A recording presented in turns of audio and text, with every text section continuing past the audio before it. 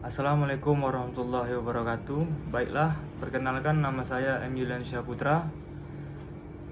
Saya dari kelas Siasah 5C, Prodi Hukum Tata Negara, mahasiswa STAIN Bengkalis.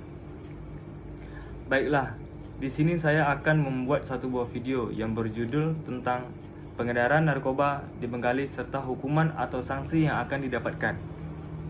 Nah, kalau bicara tentang narkoba, itu ada banyak. Yang pertama ada kokain, yang kedua ada ganja, yang ketiga ada ekstasi, dan yang keempat ada heroin, dan yang kelima ada metapetamin. Di dalam video ini, saya tidak akan menjelaskan satu persatu tentang jenis-jenis narkotika yang ada di atas.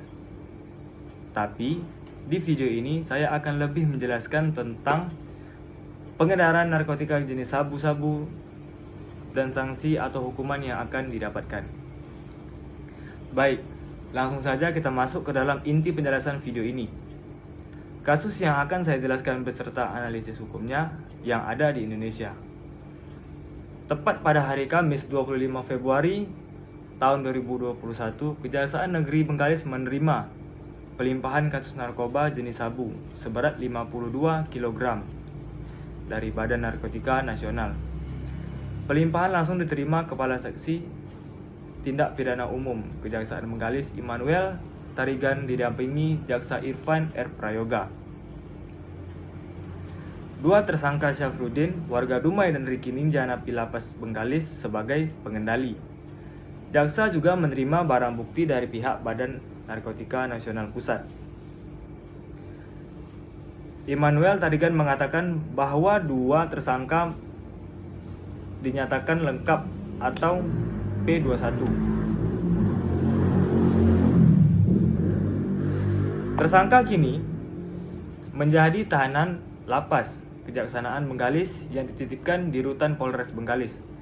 Ungkapannya, menurut Kasipidum, berdasarkan informasi dari tahap 2, tersangka Syafruddin dan Samsyir DPO terendus petugas menyeludup barang haram sabu dari Malaysia ke Bengkalis beberapa waktu lalu. Tersangka Syafruddin dan Samsyir menjemput narkoba dari Dumai ke Malaysia yang dikendalikan Riki Napi Lapas. Di Malaysia bertemu seseorang yang tidak dia kenali dan menerima 50 bungkus sabu dalam kemasan teh Cina. Terangannya, selama menerima sabu puluhan kilogram itu, Kasipidum menuturkan tersangka membawanya ke Bengkalis lewat pantai Tanjung Leban, Kecamatan Bengkalis, Laksamana. Di pantai Tanjung Leban, terendus petugas Badan Narkotika Nasional dilakukan pengejaran. Petugas mendapati barang bukti di speedboat yang digunakan. Sementara pelaku ditangkap di kediamannya di Dumai setelah berhasil melarikan diri dari kejaran petugas di Tanjung Leban. Nah, kasus ini menurut hukum di Indonesia, hukumannya yang pantas didapatkan oleh pelaku tersebut penjara 6 tahun hingga maksimal seumur hidup atau hukuman mati. Mengancam tersangka pengedar narkotika jenis sabu-sabu dengan berat sekitar 52 kg diduga melanggar pasal 114 ayat 2, pasal 112 ayat 2 Undang-Undang RI nomor 35 tahun 2009 tentang narkotika. Menurut pengamat hukum pidana Universitas Indonesia, Bapak Khair Salim, sanksi penyalahgunaan narkotika menurut undang-undang itu dilihat dari berapa beratnya, dan sanksi yang terberat itu adalah hukuman mati dan hukuman penjara. Dan penjara itu pun terbagi menjadi dua,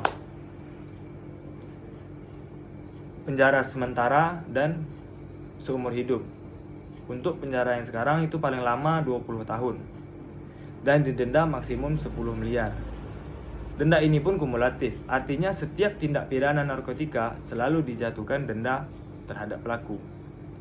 Dan di Indonesia juga membedakan pengguna, pengedar, dan bandar. Karena pengedar ini memang orang yang mempunyai niat mengakibatkan orang lain bergantungan dengan sabu tersebut. Beda dengan pengguna, karena dia hanya menggunakan untuk dirinya sendiri, dan hukumannya pun harus dibedakan. Pengedar dan pengguna, nah, apa cara pencegahannya? tindakan preventif tentu dengan cara melalui hukum yang tegak dengan tujuan tindak pidana itu, agar yang bersangkutan tidak mengulangi perbuatan tersebut dan juga masyarakat lain tidak meniru perbuatan itu. Dan kebanyakan mereka kalau hanya pecandu itu hanya diancam paling singkat 4 tahun dan paling lama 12 tahun.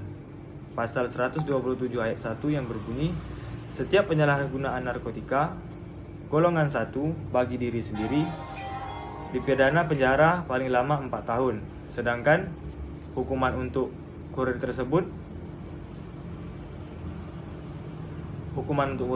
penjara selama 20 tahun. Pasal 114 ayat 2 Undang-Undang 35 tahun 2009 tentang narkotika. Janko pasal 132 ayat 1 Undang-Undang 35 2009 tentang narkotika.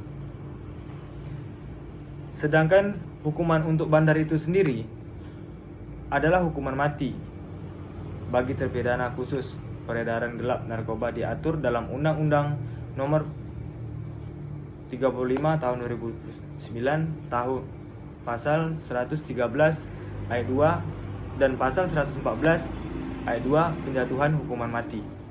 Baiklah, sekian video penjelasan tentang pengedaran narkoba di Bengkalis. Kalau ada salah dan khilaf saya mohon maaf. Wabillahi taufiq wal hidayah. Assalamualaikum warahmatullahi wabarakatuh.